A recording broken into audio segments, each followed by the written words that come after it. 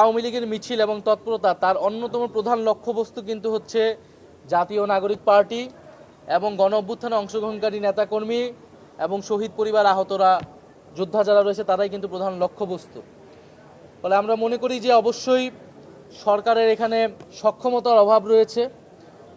Police বাহিনীর যেই reformation প্রয়োজন ছিল সেই রিফরমেশন হচ্ছে না এবং পুরা সরকার এবং রাষ্ট্রযন্ত্রের ভিতর থেকে আশকারা পাচ্ছে বলেই আওয়ামী লীগ এই তৎপরতা করার রাজপথে করার সুযোগ পাচ্ছে। আমরা আহ্বান জানাবো আওয়ামী লীগের বিরুদ্ধে যখন সকল রাজনৈতিক দল, জনগণ এবং সামাজিক শক্তিগুলো ঐক্যবদ্ধ হয়েছিল, সেই ঐক্য আওয়ামী লীগের বিরুদ্ধে, ফ্যাসিবাদের বিরুদ্ধে আমাদের সবসময় প্রয়োজন।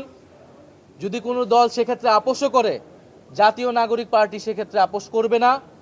ফ্যাসিবাদের বিরুদ্ধে, ফ্যাসিবাদী ব্যবস্থার বিলোপে এবং আওয়ামী লীগকে বাংলাদেশ থেকে বিতাড়ন করা এবং বিচারের আওতায় আনতে যে লড়াই জাতীয় নাগরিক পার্টি শুরু করেছে, সেই লড়াই অব্যাহত থাকবে। আমাদের জীবন যাক, আমরা ক্ষতিগ্রস্ত হই, কিন্তু আমরা এককভাবে হইলেও এই লড়াইটা চালায় যাব।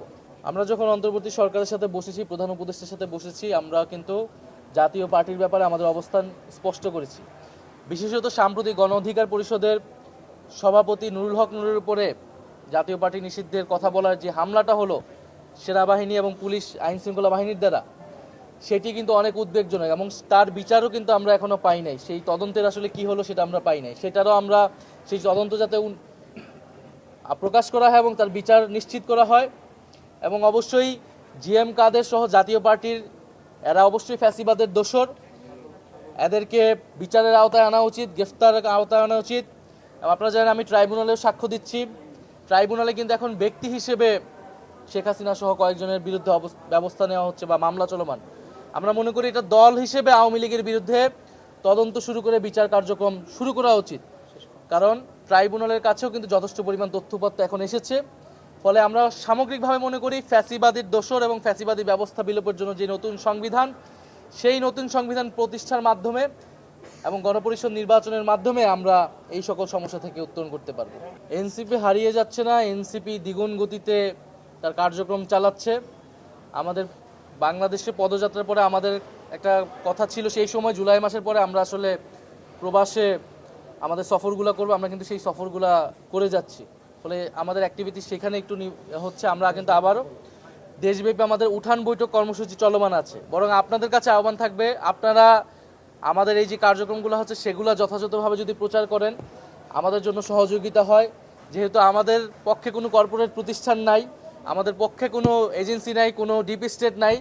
আপনারা যারা সাংবাদিকরা রয়েছেন, যারা জনগণের পক্ষে তথ্য প্রচার করেন, তারাই আমাদের শেষ ভরসা। দ্বিতীয়ত নিবন্ধনের বিষয়টিও আমাদেরকে জানানো হয়েছে, আমরা নিবন্ধন পেতে যাচ্ছি। প্রতীকের বিষয়ে আমাদেরকে কিছু বলা হয় নাই। আমরা যখন কথা বলেছি তারা কোনো আইনি যুক্তি দিতে পারেনি যে কেন শাপলা প্রতীক দেওয়া যাবে না। ফলে আমরা আশা রাখছি যে শাপলা প্রতীক আমরা পাবো। আর আরেকটা কি ছিল, এবং আমরা মনে করি গণপরিষদ নির্বাচন ছাড়া আর কোনো সমাধান এখন পর্যন্ত কিন্তু আমরা দেখতে পাইনি। যে জুলাই সংস্কারের আইনি ভিত্তি, যার সাথে সবাই জুলাই সনদের যারা সবাই ঐক্যমত হয়েছে যে এটার আইনি ভিত্তি দরকার, গণপরিষদ ছাড়া আর কোনো বিকল্প কিন্তু আমরা পাইনি, যেটা সবাই গ্রহণ করতেছে। ঐক্যমত্য কমিশন একটা প্রস্তাবনা দিয়েছে শেষ মিটিংয়ে, আমরা সেটা নিয়ে বিচার বিশ্লেষণ করছি। ফলে এখন পর্যন্ত আমরা ধরে নিচ্ছি যেহেতু গণপরিষদ ছাড়া আর কোনো বিকল্প নেই, ফলে গণপরিষদ এবং আইনসভা এই দুইটা নির্বাচনই আমাদের একসাথে প্রস্তুতি নিতে হবে। আমরা তো এখনো একটা ঐক্যমত্য কমিশনের আলোচনায় আছি। আর এছাড়া জনগণকে সচেতন করার বিষয়টা কিন্তু আমরা গঠনমূলক কর্মসূচির মাধ্যমে করে যাচ্ছি, উঠান বৈঠক থেকে শুরু করে এই মতবিনিময় সভা। ফলে এবং যেই আন্দোলন, সেই আন্দোলনকে তো আমরা সমর্থন দিই না, কারণ আমরা মনে করি এখনো সম্পূর্ণভাবে ঐক্যমত কমিশনকে প্রত্যাখ্যান করে রাজপথে যাওয়ার সময় আসেনি। এবং যেই ইস্যুতে আন্দোলনগুলো হচ্ছে, সেই ইস্যুগুলা আসলে সামগ্রিকভাবে এই সমস্যার সমাধান করতে পারবে না। সমস্যার সমাধান করতে পারত গণপরিষদ নির্বাচনের দাবি, নতুন সংবিধানের দাবি। সেই দাবিতে যদি রাজনৈতিক দলগুলা তারা কথা বলে, আমরা তো কথা বলছি, তখন রাজপথে তাদের সাথে আমাদের ঐক্যমত্য হবে।